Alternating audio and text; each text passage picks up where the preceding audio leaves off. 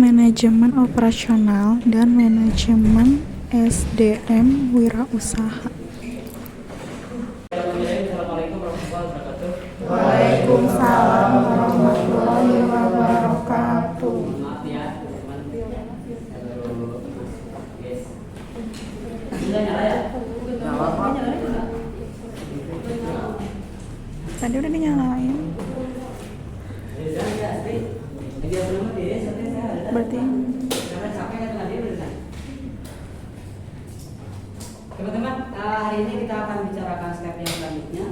Setelah 2 minggu yang lalu ya? iya. Iya sih. Iya. Minggu kemarin nggak masuk kan? Enggak. Karena apa sih? Seminar. Oh iya, yang bandnya.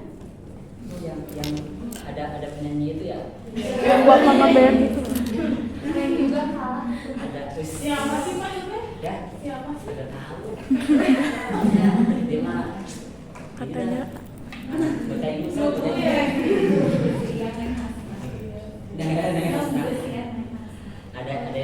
ada modus di situ jadi bikin lagu. Tapi memang kita lagi konsen di bikin single. Jadi kita sudah masuk bikin single kedua. Tadinya lagunya tuh saya yang bikin yang A dan yang Nasna. Terus Pak Agung, tahu Pak Agung? tahu. Nah, Pak Agung ubah liriknya. Tadinya kata saya jangan pakai nama mahasiswa, tapi mesti nggak baik nama orangnya. Akhirnya pakai nama mahasiswa. Tadinya mahasiswa dan dosen aja tadinya. Tapi jadinya diganti. Tapi nggak apa-apa ya. Makanya Hasna ini atau Hasna saya yang lain saya minta izin kalau pakai nama itu. Geng, kita bahas selanjutnya yang manajemen operasional dan manajemen SDM. 2 minggu yang lalu kita membicarakan tentang perencanaan produk ya. Lebih ke perencanaan produk atau betul ya? Nah, apa saja yang harus direncanakan di perencanaan produk? Kita sudah bicarakan detailnya apa. Nah, sekarang kita akan bicarakan bagaimana manajemen operasionalnya dan bagaimana manajemen SDM-nya. Ketika teman-teman merekrut orang apa aja, bagaimana ini di sini nih, di sini ya. Detailnya nanti ada contohnya dari saya. Bisa dikirim ya? Saya benar-benar kirim aja. Ada materinya ada ya? Iya. Nanti aja bis.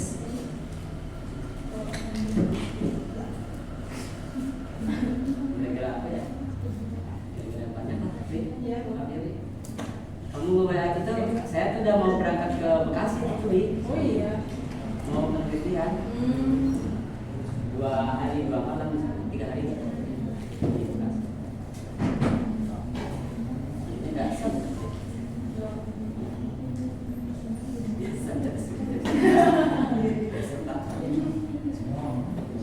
Oke teman-teman, yang akan kita bicarakan sekarang adalah sekali lagi manajemen operasional dan manajemen SDM di wirausaha. Apa saja kita secara definisi saja dulu ya, pengertian manajemen operasionalnya. Satu, teman-teman, bahwa manajemen operasional itu adalah proses mengatur kegiatan produksi barang dan jasa. Kenapa barang dan jasa? Kalau barang berarti berupa produk,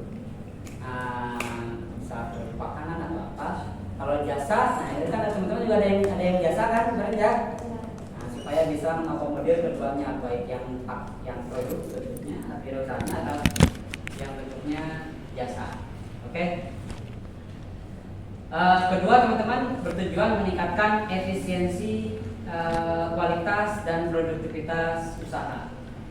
Kenapa harus ada efisiensi? Kenapa harus ada kualitas? Kenapa ada produktivitas? Namanya juga wirausaha. Efisiensi penting lah, karena kan kejalan kita adalah keuntungan, betul ya? Maka efisiensi penting. Kedua, kualitas. Saya sering ngomong sering tuh masalah kualitas kualitas penting ketika teman-teman akan berwirausaha.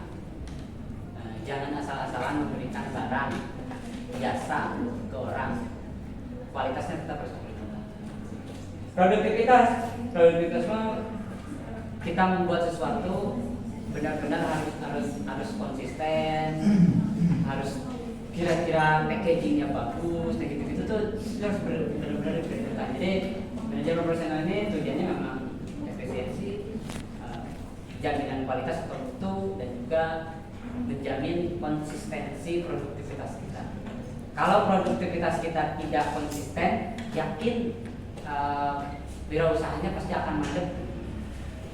Tapi kalau salah satunya saya suka begitu ya. Kalau kita bikin produk, saya misalnya sepatu kemarin. Kalau saya bikin sepatu, setiap minggunya saya bikin 35 sampai 50 pieces. Kemudian minggu depan saya baru hanya selesai 25 pieces. Itu artinya produktivitas saya tidak konsisten. Ya. Maka saya harus menganalisis kelemahannya apa nih, kesalahannya apa, kenapa kok bisa sekarang kurang produknya, beresnya kok cuma segini, yang tadinya 35 sampai 50 pieces kok sekarang jadi 25. Saya pernah begitu ya, bahkan pernah teman-teman satu minggu hanya 20 pieces.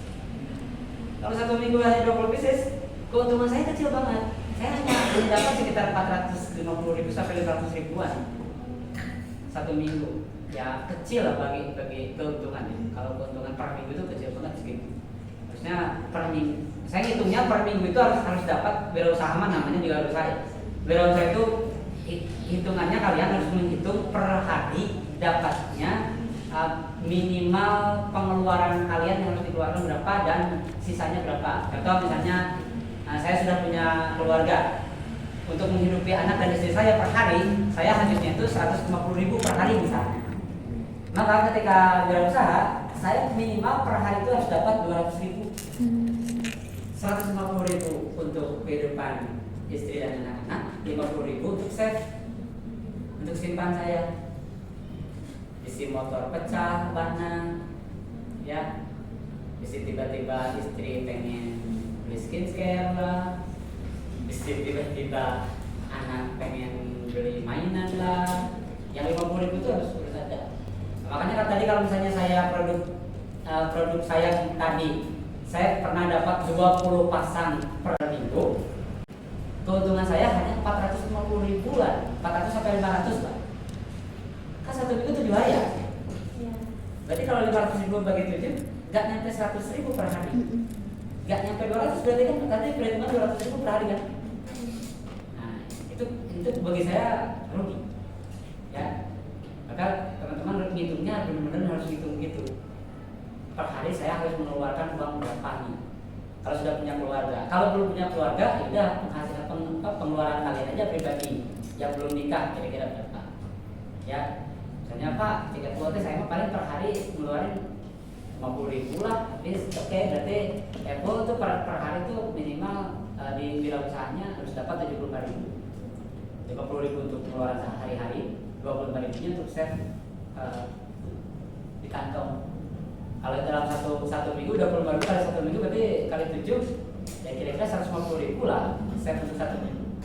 Oke, harus ada tuh perhitungannya begitu. Kalau di wirausaha. Kalau ingat, kalian pernah dengar istilah boncos ya? Istilah boncos itu gitu. Kalau saya penghasilan pengeluaran saya 200.000, terus penghasilan saya per hari tidak nyampe 100.000, boncos bisa. Boncosnya dari mana? Saya harus ngambil uang yang save sebelumnya. Ya, boncos kan. Kemudian di manajemen operasional ini berikuti perencanaan, penormalisasian, pelaksanaan dan pengawasan operasional. Pengawasan diksi terakhir pengawasan. Kalau perencanaan, penormalisasian, pelaksanaan sama ya itu mah biasa. Tapi kalau pengawasan ini yang paling penting karena dalam wirausaha kalau kita tidak mengawasi chaos ya. Sama hanya ketika kalian menjalankan roda organisasi misalnya, sebagai ketua HMJ, tidak melakukan pengawasan aja, chaos. Dilakukan pengawasan supaya sok ada chaos, betul kan? Apalagi tidak. Jadi pengawasan penting dalam wirausaha. Wirausaha ada sama jika dengan organisasi. Nah, kita yang menjalankan roda wirausaha kita. Kita sebagai owner kan di situ, ya. Bukan lagi CEO, kitanya owner di situ. Tujuannya apa teman-teman? Tentu saja satu, menghasilkan produk yang berkualitas. Dua, mengurangi biaya produksi atau efisiensi tadi. Yang ketiga, meningkatkan kepuasan pelanggan. Yang terakhir, menjamin kelancaran proses usaha, produktivitas. Ya. Ini penjabaran dari yang sebelumnya yang ini. Yang tujuan, efisiensi, kualitas, dan produktivitas usaha. Di sini produktivitas, efisiensi, mengurangi biaya produksi, ya, meningkatkan kepuasan pelanggan, dan menjamin kelancaran proses usaha. Ini untuk produktivitas. Kalau kepuasan pelanggan ini bisa barang jasa. Menjamin kelancaran proses usaha bisa barang jasa. Dua-duanya. Secara fungsi teman-teman, kalian harus bisa merencanakan, mengendalikan, pengawasan, pengaturan distribusi pelayanan. Untuk bagian fungsi ini teman-teman, seorang wirausahawan nampaknya jika teman-teman tidak menjalankan fungsi ini, wirausahanya pasti mengalami mandek mungkin, ya. Tidak merencanakan, tidak mengendalikan persediaan bahan baku. Contoh simpel saya tadi ya, sepatu. Saya kadang tidak, yang poin kedua teman-teman, pengendalian persediaan bahan baku. Lagi ngajar di sini, sering tuh saya ditelepon sama CEO-nya saya. Kan posisinya saya sebagai owner kan di situ ya. Nah, yang saya percayai dia sebagai CEO-nya ke saya tuh telepon, ya ini kulit kurang nih untuk tiga sepatu, bukan 3 pieces, 3 sepatu lagi nih kurang. Itu saja udah makan waktu dan pasti biaya bakal penghasilan bakal kurang. Contoh misalnya jam segini nih, sekarang jam 4 dia telepon, ini kurang Kalau kurang saya berarti pulang beli bahan tuh besok, karena sekarang sudah tutup. Kalau besok bukannya jam 9. Kalau jam 9, kebayang dong, dari jam 8 sampai jam 9 harusnya sepatu itu beres 1 jam. 1 jam itu dikerjakan oleh 3 orang. Harusnya beresnya sekitar 5 sampai 8 pieces. 1 jam tuh.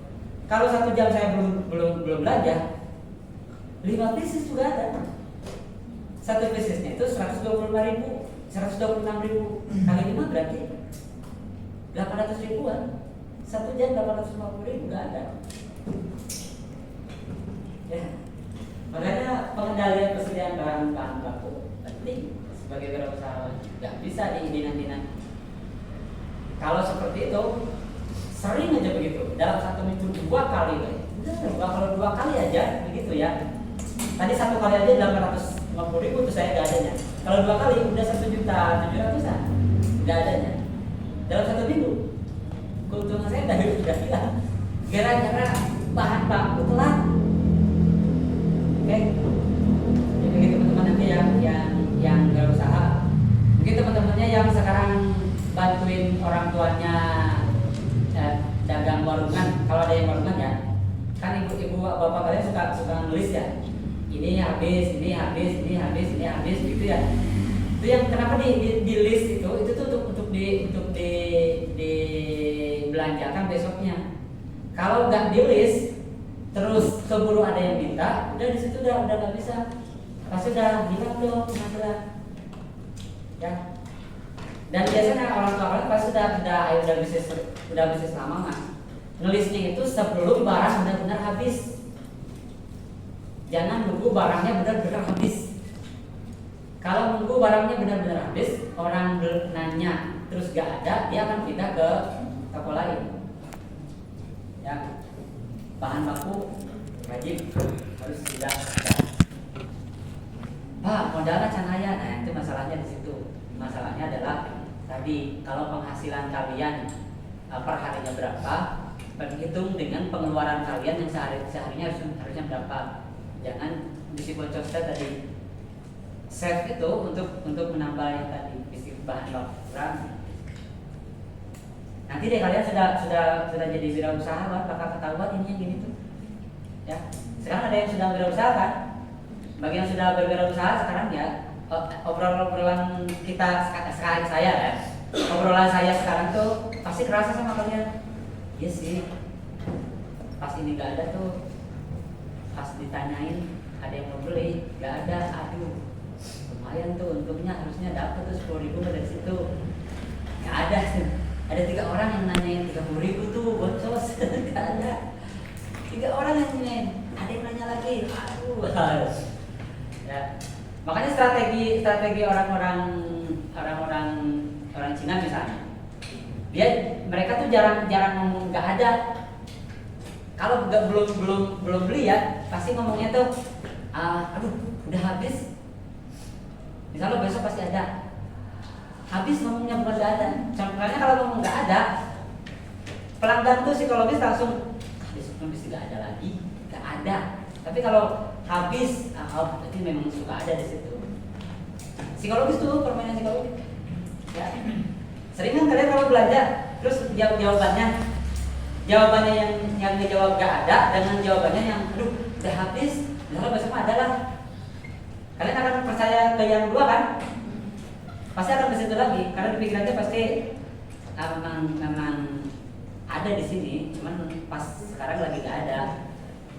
Ya, beda lagi kalau memang jawabannya gak ada. Kalau gak ada, ya kita juga pikir nggak bakalan ke situ lagi. Ada mikir gitu. Pengawasan kualitas produk ini penting.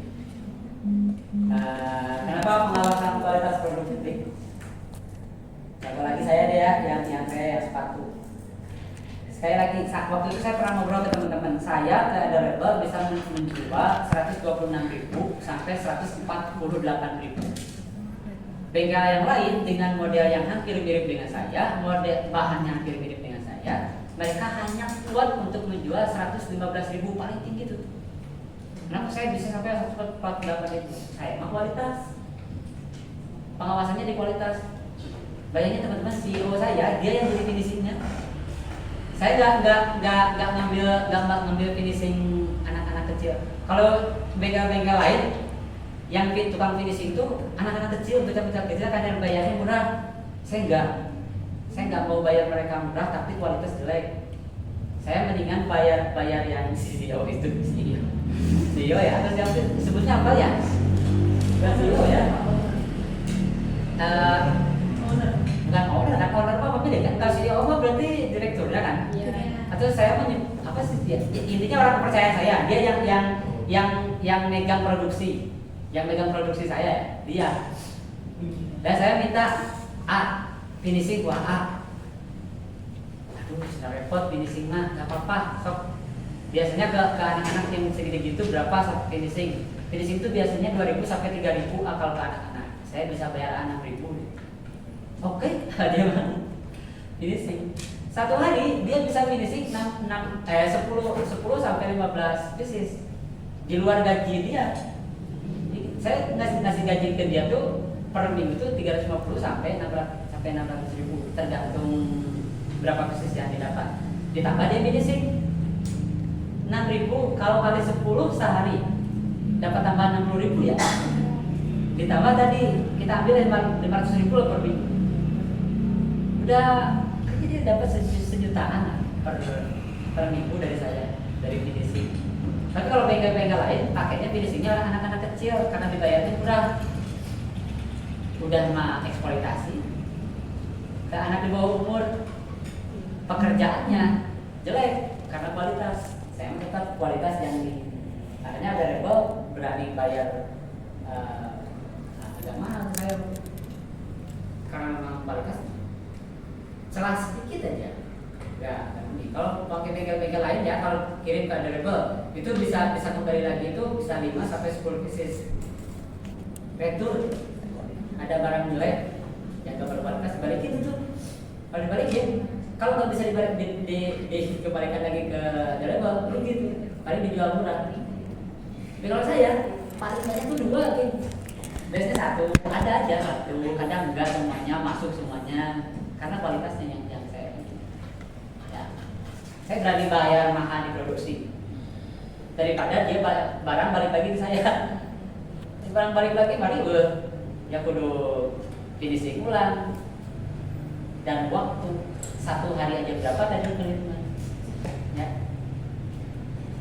Terakhir pengaturan distribusi dan pelayanan. Nah ini mah distribusi mah kalau saya mah teman-teman ya, kalau kalian nanti mau yang cepat dapat keuntungannya, tapi usahanya harus butuh effort ya, effortnya harus cukup tinggi ya. Kalian cari pelanggan personal lewat media sosial itu ya, itu kan bisa merambah ke nasional. Kalau saya, karena saya sudah bekerja di sini sebagai dosen, saya nggak mungkin main-main gitu. Saya mainnya untuk yang distribusi, cari distributor resmi yang besar. Meskipun dapatnya flat segitu, kayak ke Dereba saya ngirim, dapatnya flat per minggu segitu. Tapi kalau kalian mainnya di Shopee, di gitu-gitu ya, kalau lagi naik, kalian bisa jauh lebih gede keuntungannya, karena pembelinya kan banyak. Ya, kalau saya mah kenapa nggak main di situ? Saya mah mainnya ke distributor yang besar itu. Ya, saya tidak ada waktu buat ngelola akun Shopee yang gitu. Ya, Pak bisa dong orang lain yang ngelola akunnya. Itu kalau sudah jalan, kalau belum jalan nggak bisa. Ya, saran saya teman-teman, kalau kalian bikin jompo atau bikin buka usaha, terus kalian langsung mau mempekerjakan orang, jangan langsung ya.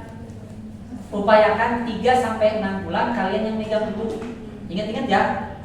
Ingat-ingat teman-teman. Nanti kalau kalian bikin usaha, mau di online nih, digital ya, bangga. Mau bikin jompo sendiri, misalnya Pak saya mau buka dagang pulsa yang gitu-gitu, kan bikin konter ya. Kalian tunggu di situ 3-6 bulan. Sampai ketahuan rulesnya pengeluaran pendapatan. Jangan langsung buka, langsung naruh orang di situ untuk kerja. Itu salah banget. Dalam prinsip saya salah banget. Kenapa? Karena kita belum tahu rulesnya. Ya. Oke. Kalau sudah 3-6 bulan kita akan tahu rulesnya. Ini contohnya teman-teman yang saya copy nih. Saya pertama harus mengatur stok biji kopi dan jadwal produksi kopi saya. Ya. Kemudian saya membuka toko online, mengelola kemasan dan pengiriman barang. Kemasan penting kan? Kalau toko online dan pengiriman barang saya pikir aman-aman aja. Tapi pengemasan waktu itu yang waktu itu Hasna bawa itu ya, itu Amel juga minum teh. Itu kemasan teh gitu kan jadi menarik kan? Itu penting banget. Ya, penting banget. Packaging penting banget. Saya ingat teman-teman pernah memimpin KKN mahasiswa Udinus. Pada saat itu saya belum jadi dosen tetap di sini. Saya memimpin mahasiswa KKN Udinus di daerah Sumedang. Ada yang orang Sumedang di sini? Negarawangi, kalau ada orang Sumedang Negarawangi. Saya memimpin KKN di sana. Saya cek potensi di sana ada apa saja. Ternyata nggak ada. Ada 2 ubi sudah sama Cilembu, desa Cilembu. Yang ada ternyata ada pohon pisang banyak banget. Pisangnya udah diolah di situ. Jantungnya belum ada. Jantung pisangnya belum ada. Saya coba deh olah jantung pisang. Jantung pisang teman-teman direbus, masukin ke tepung, digoreng. Udah digoreng, kemasannya nih, pengemasannya. Kalau digoreng biasa, crispy gitu ya, udah biasa aja. Tapi kemasan packaging, rasanya ada yang balado, ada yang barbecue, yang gitu-gitu. Levelnya 1, 2, 3. Terus kemasannya teman-teman, ada anak-anak kalian ya, seusia kalian mah kreatifnya keren-keren lah. Kemasannya segede gitu, dijualnya 5.000 segede gini teman-teman. Kurang lebih segede gitu kan. Kemasannya 5.000, terus si plastiknya plastik yang keras kayak gini ya. sablon dan laku. Padahal dari jantung yang itu limbah, jantung pisang, limbah, jantung yang bakal jadi pisang, yang bakal jadi pisang dan laku. Terus bikin cendol ubi namanya. Sebetulnya candil, kalian tahu candil? Candil yang bulat-bulat ya. Ada pokoknya ada ubi kan di situ. Bikin cendol ubi saya. Gimana Pak caranya? Oke, pokoknya bikin candil tapi warna-warni. Siapa? Nah, mereka bikin warna-warni. Saya mau otak bisnis saya pada saat itu dikerahkan ya. Warna-warni cendolannya apa? Ubinya warna-warni ada yang biru, pink dan sebagainya. Terus cara pengemasannya rasanya juga seperti candil biasa tapi pakai es, dikasih warna, dikasih es krim. Dan lumayan penjualannya juga. Yang menjualnya orang-orang Karang Taruna di situ. Jalan katanya pada saat itu. Tapi saya nggak tahu sekarang masih jalan kok. Namanya cendol ubi. Jadi belum ada. Cendol ubi belum ada. Tapi laku pada saat itu ya. Saya nggak tahu sekarang masih jalan. Ya pokoknya datang ke wilayah, di wilayah itu potensi ada apa, di situ dibuat. Kalau yang bawa UMKM minimal, kalau teman-teman mau bikin UMKM silakan lah ya. UMKM juga salah satu kantor. Kita loncat ke manajemen SDM teman-teman ya. Kalau tadi manajemen operasionalnya bagaimana mengoperasikan bisnis kita tadi ya. Nah kalau sekarang ke manajemen SDM-nya teman-teman. Manajemen SDM ini adalah pengelolaan tenaga kerja agar bekerja efektif dan efisien. Diksinya dua ya. Pekerja kita itu harus efektif dan efisien. Efektif berarti kita harus di awal itu cari orang, ya. Efisien berarti seminimal mungkin pekerjaannya cepat. Tapi jangan sekali-kali mengurangi gaji mereka. Kalau kalian pakai pekerja, jangan sekali-kali mengurangi gaji pekerja. Kita mah zolim. Kalau mengurangi gaji pekerja, kesejahteraan mereka berkurang. Zolim namanya. Efeknya apa? Efeknya kerja mereka tidak akan baik. Serius itu, hukum karma dapat. Ya. Jangan mengurangi penghasilan mereka. Justru kalau bisa tambah. Meskipun sedikit, tapi kalau ditambah, mereka akan senang. Ya. Kedua teman-teman, SDM itu merupakan aset penting dalam keberhasilan usaha. Salah milih SDM, repot berat usaha kita. Oke. SDM itu harus fokus pada pengembangan keterampilan dan motivasi karyawan. Sekali lagi tadi, jangan sekali-kali mengurangi gaji karyawan kita. Oke. Kalau mengurangi gaji karyawan kita, seriusan karma beneran ini mah asli pisan. Kalau kalian atau sekarang bantu orang tua kalian yang berusaha, terus gajinya diturunin karena plastik mahal, minyak bensin mahal, gitu-gitu, terus pekerja diturunkan, enggak. Jangan di situ mainnya, jangan di SDM. SDM itu aset penting. Ya, mainnya di yang lain. Ya, di packaging atau di produktivitasnya diperbanyak meskipun dengan keuntungan jadi sedikit. Intinya si karyawan jangan dikurangi. Oke. Kenapa dikurangi? Nah, itu akan mengurangi motivasi dia sebagai pekerja. Ya. Oke. Ingat-ingat ya. Jangan sampai nanti ketika teman-teman sudah jadi wirausahawan dan punya karyawan terus mengurangi gaji mereka. Nah. Serius. Bahkan ekstrimnya teman-teman, kalau kalian merekrut karyawan yang mohon maaf ya dalam tanda petik tanya pola lagi atau desakolahan luhur lah gitu ya, bisa nyuri Judi barang. Serius bener. Tanya aja ke bapak kalian ketika bikin rumah. Pernah ada bikin rumah terus dikasih ke pemborong? Mereka kerja. Pekerjaannya digaji kecil. Apa yang dilakukan?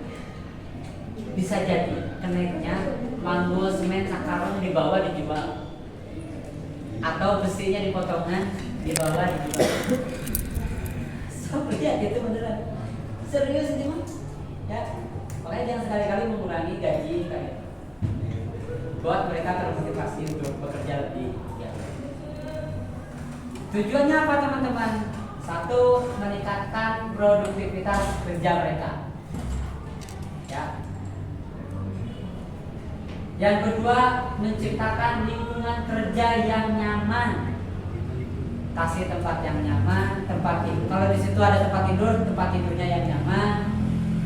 Jangan mentang-mentang buat pekerja ngasih kasur yang butut atau sama terkumpul bekerja mah. Minum juga yang seadanya, enggak. Kasih mereka tempat yang nyaman yang banyak. Kalau kalian pakai pekerja. Oke. Pas saya nggak pakai pekerja, saya pakai diri sendiri. Apalagi diri sendiri, ya. Apalagi diri sendiri. Kenyamanan penting. Terus kalau kalian nggak pakai pekerja, usahakan kalian sebagai pengelola dan sebagai pekerja juga. Jadi kalian harus hitung keuntungan kalian dan hitung juga kalian dibayar. Ya. Kalau nggak pakai karyawan ya, kalau nggak pakai karyawan kalian juga harus hitung bahwa kalian dibayar. Oke. Saya menghitung gitu. Saya meskipun pemilik ya, meskipun owner, tapi kan saya datang untuk mengawasi apa. Saya juga digaji. Jadi kalau keuntungan saya tadi hanya 400.000 saja tadi, boncos dari keuntungannya ya. Tapi dari sisi manajemen SDM, saya masih dapat gaji. Satu minggunya saya masih dapat gaji 500.000 per minggu. Jadi ya lumayan lah, masih dapat 900.000 meskipun hanya 20 pieces tadi. Ya. Jadi kita juga meskipun sebagai owner, sebagai pemilik, kita juga hitung sebagai pekerja. Ya. Selanjutnya mengembangkan kemampuan karyawan.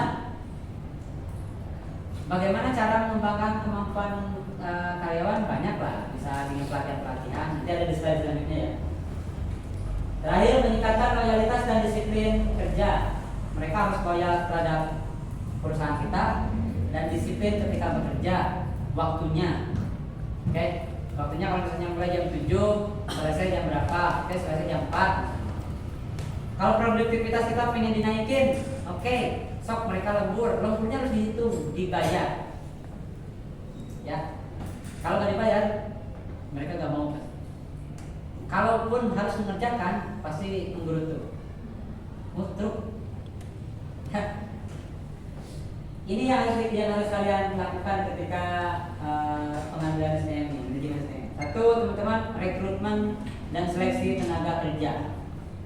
Ketika merekrut tenaga kerja, sebaiknya selektif. Dia sudah punya skill apa, pernah kerja di mana. Kalau pernah, mudah-mudahan bisa sih ya, mudah-mudahan bisa. Tapi kalau perusahaannya udah besar ya, kalau kalian perusahaannya udah besar nih, kalian pernah melamar gak sih ke tempat kerja terus diminta SKCK? Pernah ya? SKCK? Belum pernah, ada yang pernah? Kalau ada yang pernah melamar kerja, kalau ada yang pernah ya melamar kerja ya. Kalau saya dulu, Pak, sering banget melamar kerja ya, tapi ditolak saya di Indonesia. SKCK itu jadi syarat penting sebagai pengalaman bahwa si orang atau si SDM yang akan kita rekrutmen itu aman dari tindak-tindak pidana kriminal, ya. Tapi pada saya mah perusahaannya masih kecil-kecil, ya udah sambil ngobrol aja, tapi jangan langsung to the point. Kamu pernah nyuri gak? Kamu pernah bunuh orang enggak begitu maksudnya, tapi tanya aja kamu kenapa, pengalamannya gimana, kenapa kamu keluar. Pas saya pernah kerja di mana di Telkom, kenapa kamu keluar? Jawabannya pasti tidak bisa kita tebak indikasinya. Dia punya etikat baik atau tidak. Contoh misalnya, kamu pernah kerja di mana? Saya pernah kerja Pak di mana? Saya pernah kerja di perusahaan A. Berapa lama? Saya kerja di sana sekitar 3 bulan. Terus setelah itu keluar atau dikeluarkan? Tanya ya, keluar atau dikeluarkan? Kalau dikeluarkan sudah pasti jelek dia. Ya. Kalau dikeluarkan sudah pasti jelek. Kalau dia keluar sendiri tanya, kenapa keluar? Saya keluar sendiri Pak. Kenapa keluar? Karena gajinya nggak besar Pak di situ.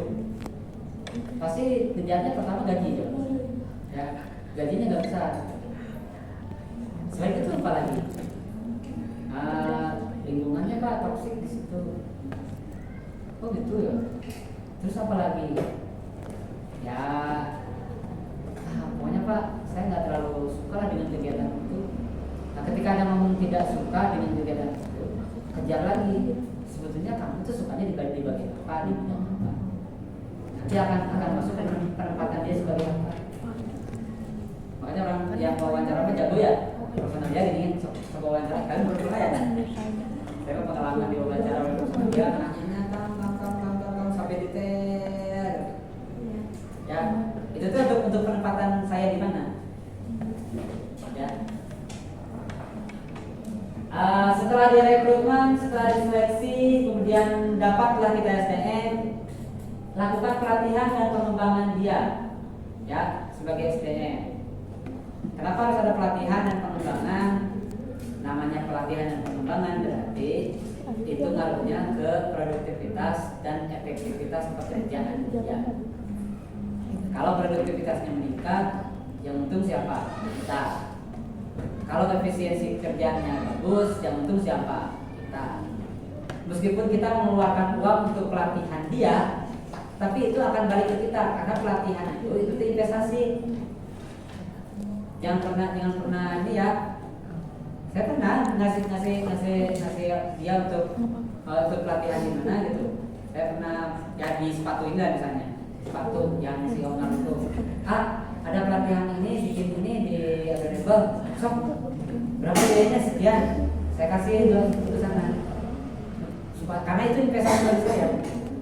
Setelah dia beres pelatihan, ternyata benar produktivitasnya meningkat. Ya, yang penting itu. Penilaian kinerja penting. Saya pikir teman-teman mah oke lah menilai kinerja mah ya. Pasti setiap pekerja kalian harus menilai. Sekali lagi bukan hanya pekerja, kita juga. Kalau kita tidak pakai pekerja, ya kita terapkan pada kita. Pelatihan kita pengen latih supaya kita berkembang. Kalau kita nggak pakai pekerja ya, kita sendiri nih harus ada pelatihan. Ya, misalnya pengolahan bisnis digital yang di Shopee yang gitu-gitu ya, itu kan perlu pelatihan loh teman-teman. Nggak bisa sih otodidak bisa, tapi kalau pelatihan lebih cepat. Yang ikut pelatihan itu ada tahu Pak Ade? Yang tahu Pak Ade sih? Pak Ade. Filologi. Pak Ade itu dia wirausaha juga. Wirausaha di bidang dalaman-dalaman, cacut, utang yang gitu-gitu dia sekarang. Tapi bagus lah. Iya. Online. Bisnis online. Celana pendekan. Saya suka beli dari dia. Bagus, tapi dia tuh sekarang udah punya pekerjaan juga sih. Meskipun tetap belajarnya ke saya itu. Yang buka pegawai gimana strateginya. Akhirnya sekarang dia udah dapat. Terus dia dilatih sih pekerjaannya. Sekarang dia udah autopilot. Mang, berapa bisa autopilot ya nah, kata dia nah halurun ke sepatu macam saya ikan dulu saya. Yalah. Dia udah jalan sekarang udah nyantai Pak Ade. Meskipun bisnisnya di dalam-dalaman ya. Kalau ngomong di dalaman, yuk. Apa syaratnya kalau laki-laki dalam-dalamannya? Ya, dalam perempuan. Tapi itu tuh dia udah hasil analisis pasar. Dan yang kemungkinan laku terus itu karena nggak ada model kan? Iya. Modelnya paling gitu, kalau perempuan yang modelnya gitu atau yang cara atau cuma gitu doang. Nggak ada model-model apa. Bener deh. Nah, kalau saya betul bisnis ya, saya sama aja suka ngobrol. Apalagi laki-laki mana ada yang model celana dalamnya. Paling yang model ada yang magnet-magnetan gitu, supaya ada perkasa katanya. Model-model begituan. Beneran yang gitu-gitu mah gak terlalu ribet, gak terlalu mikirnya liar banget. Jadi Pak Ade, udah ini mah saya yang gini. Jadi gak perlu mikir fashionable banget. Ya, kalian aja misalnya dalaman-dalaman yang perempuan itu pasti gitu aja. Modelnya ya variatif tapi tidak terlalu cepat modelnya. Beda dengan baju kalian gini, cepat banget kan? Bahkan perempuan mah udah beli sekarang dipakai, besoknya nggak boleh dipakai lagi. Dipakainya itu kemungkinan udah 3 bulan yang lalu, 3 bulan yang akan datang orang udah lupa baru dipakai lagi, atau minggu yang akan datang baru dipakai lagi. Ya, mikir-mikir. Istri saya di rumah selemari gede itu dia ada tiga kolom punya dia sendiri. Dia masih bingung kalau mau pergi. Gini weh, bingung beli baju. Bukan, gak ada baju. Itu baju bungkus. Itu baju bungkus kan? Ya tapi kan itu udah dipakai semua. Terus saya bingung, saya pikir, ya enggak sih, kayak mau dipakai aja kan. Kudu beli deh, ya teh. Nah, ya sih.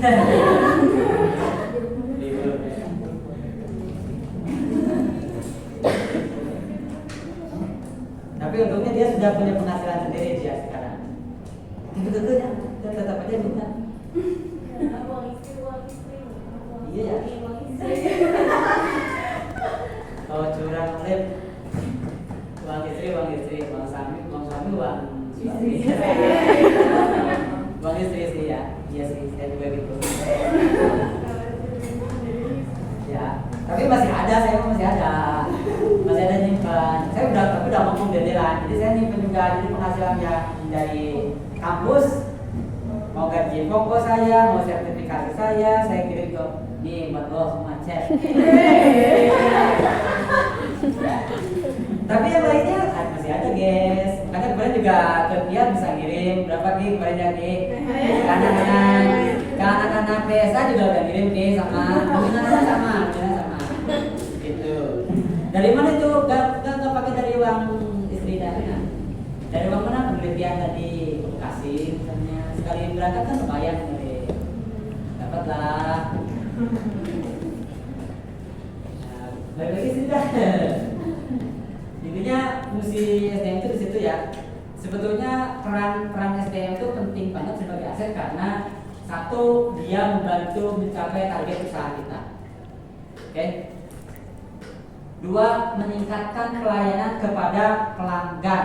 Kalau yang tadinya oleh kita sendiri rada lama, kalau pakai SDM yang lain akan lebih cepat. Tapi jangan sampai kita udah kita sendiri nih ngasih ke pelanggan, terus kita ngambil SDM satu, terus dia yang harus ngirim, kitanya jadi santai. Enggak begitu. Harusnya hitungannya jadi 2. Kita iya, si karyawan kita juga iya. Jadi ada 2. Ya. Kecuali kalau pekerja kita udah lebih dari 10 orang ke atas, baru kita udah tumpang kaki, udah santai-santai. Udah begini. Ya. Tapi kalau misalnya kalian baru punya karyawan 1 atau 2 orang, kali ini udah nyantai pengen ngerokok ngopi doang gitu, ngepet, salah itu mah. Ya, salah banget. Kalian juga harus ngasih kerja. Kemudian peran SDM harus bisa menciptakan inovasi produk. Makanya tadi seleksi SDM itu penting, yang dimana dulu. Ya, jangan asal ngambil orang. Saya di rumah juga ada yang kerja, yang bantu di rumah ya, yang bantu di rumah untuk masak dan sebagainya ada. Tapi saya selektif, yang bantu di rumah juga sama. Saya tanya dulu dia pernah kerja di mana, terus pekerjaannya ini tuh udah berapa tahun, ya, masaknya gimana, dicoba masaknya enak ternyata, gas, sampai segitunya. Jadi inovasinya kalau saya menciptakan inovasi produknya produk di rumah, misalnya bikin apa yang tadinya saya kayak yang masakan saya di rumah saya yang bikin masak ya, yang suka masak itu saya jarang masak kasih saya. Yang tadinya saya nggak kepikiran, yang membantu saya sekarang dia bikin inovasi apa gitu, kok bisa gitu ya? Ada inovasi, makanya kalian nyari SDM juga sama selektif, saya jago. Ya kecintaan banget Aku ini. liatin Dan terakhir Ini mah membangun kecintaan kerjasama tim kelihatan. yang baik. Mana ya?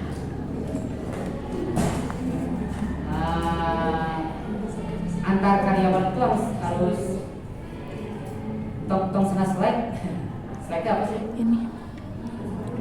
Yang ujung om aku. Jangan sampai flash ya. Ini anaknya. Jaga gitu.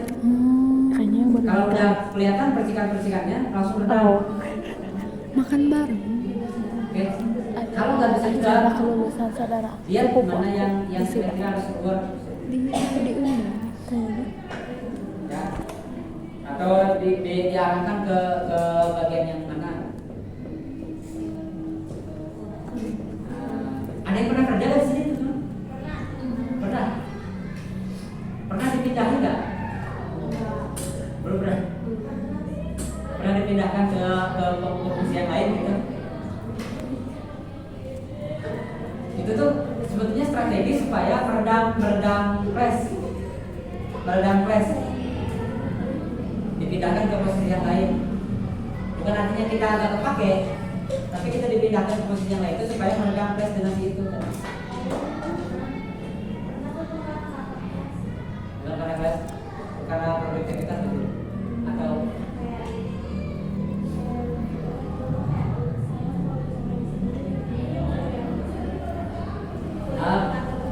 berarti punya potensi yang lebih, harusnya dengan di sini gitu ya. Memang begitu, si orang pasti harus mikir ke situ. Sini mah cetek dia mah harus di sini, dia bisa lebih di sini berkembang. Kita harus mikir itu sebagai orang. Itu namanya kerjasama tim yang baik. Kalian harus pikir SOP kerja, aturan-aturan kecil lah. Masuk jam berapa, pulang jam berapa, ada sanksi apa, beli barang di mana, terus begitu harus bikin SOP ini. Bikin aja yang ini mah banyak. Terus penggunaan teknologi untuk efisiensi secara maya, karena teknologi sudah sangat masif. Memberikan pelatihan seperti tadi dan melakukan evaluasi secara berkala. Ini penting. Oke. Nah, terakhirnya ini guys, simpulannya ya bahwa pengelolaan yang baik itu mampu meningkatkan keuntungan dan keberlanjutan usaha. Dua ini penting, diksi ini dua ini, ya. Keuntungan dan keberlanjutan usaha. Jadi manajemen organ operasional dengan manajemen SDM ini nih bisa meningkatkan keuntungan dan keberlanjutan usaha. Kedua teman-teman, wirausaha yang sukses itu membutuhkan sistem kerja dan tim yang solid. Ya. Kalau timnya nggak solid, ya jangankan wirausaha, kalian aja di sini bikin kelompok, ya bikin kelompok, nggak solid, hasilnya kumaha? PPT-nya ke mana? Makalahnya ke mana? Ya, timnya. Jangan berusaha bukan di kelas oke. Kalau timnya nggak solid mah, iya gitu dah, ya. Jalanin apa-apa teh pasti chaos, ya. Tim yang solid itu mampu membangun produk dan jasa yang solid, ya. Nanti ya solid, ya. Emang iya,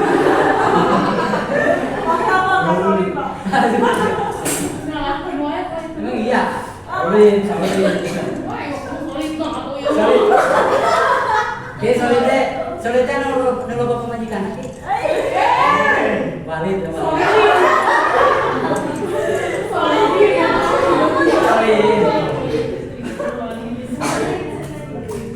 Dan memang solid mah memang hasil sih ya. kalau ketika ada sesuatu atau pemilik sesuatu ya, ketika ada tim yang nggak solid, sebaiknya dia dicabut, dipindahkan ke tim yang lain. Karena kemungkinan dia nggak di situ. Ya, teman-teman, kalian di sini kalau misalnya saya akan coba, misalnya saya coba nih. Tapi saya nggak tahu kalian udah pernah atau belum. Misalnya saya coba, kalian saya minta untuk berkelompok misalnya. Kelompok 1, 2, 3, dan 4. Saya akan bikin 4 kelompok. Kelompok 1 bergerak di bidang A, B bidang B, E bidang C, yang ini bidang ini, yang 4 bidang A. 4 kelompok ini bergerak di bidang yang berbeda. Setiap orang wajib memilih atau berkelompok dengan siapapun. Silakan, kalian akan memilihnya bagaimana? Apakah memilih dengan teman yang sudah satu server? Boleh nggak? Sah nggak? Pertanyaannya bukan sah atau enggak. Pertanyaannya bukan sah atau tidak. Jawabannya harus begini harusnya. Ini kalau kalian diminta untuk berkelompok ya. Kalau kalian diminta untuk berkelompok, bukan yang satu circle harusnya mikirnya, tetapi yang memang secara kompetensi Dia minta apa ya? Kalau satu circle kompetensinya memadai gitu. Nah itu lebih bagus.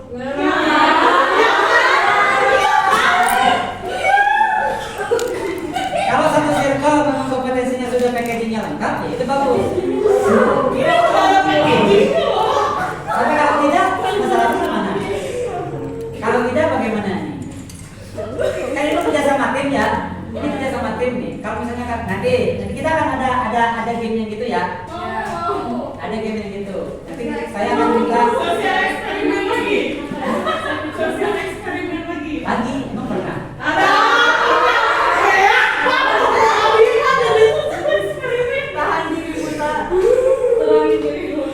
Tidak bisa. Maksudnya di mana di pelatihan organisasi? Di mana? Di kuliah.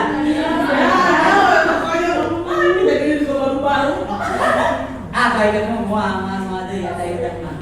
Ini harus lagi. Biar jadi bukti. Biar jadi. Tapi pada dasarnya sekali lagi teman-teman, ketika kalian akan memilih teamwork ya, mau di tempat kerja, wirausaha atau di tempat-tempat yang seperti ini di perkuliahan, ketika memilih kelompok, sebaiknya sesuai dengan kompetensi dan kepakaran masing-masing, bukan berdasarkan circle. Ya. Emang kapan itu?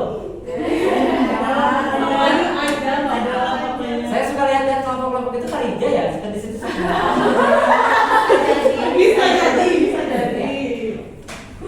Emang sampai dia evaluasi begitu sama Farija? Ada ya. Terjadi lah itu. Ayo dicobaan berdosa itu semua. Ya tapi pada dasarnya sekali lagi ketika kalian memilih kelompok sebaiknya.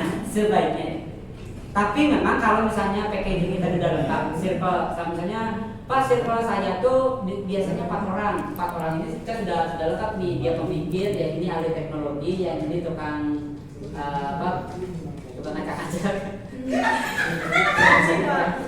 yang ini mah dia jago ngomong. Itu kan dari packagingnya lengkap ya. Yang mikirnya ada, yang ahli teknologinya ada, yang nyari sumbernya cepat dia ada, yang tukang ngomong ada. Jadi yang nanti presentasi dia yang paling dominan, yang bantu mengecek ini, yang bantu peraturan ini, itu sudah packaging lengkap.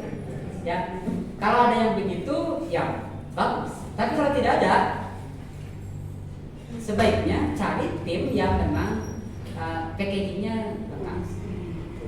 Yang logikanya begitu. Oke. Itu dah. Kalau mau. Boleh?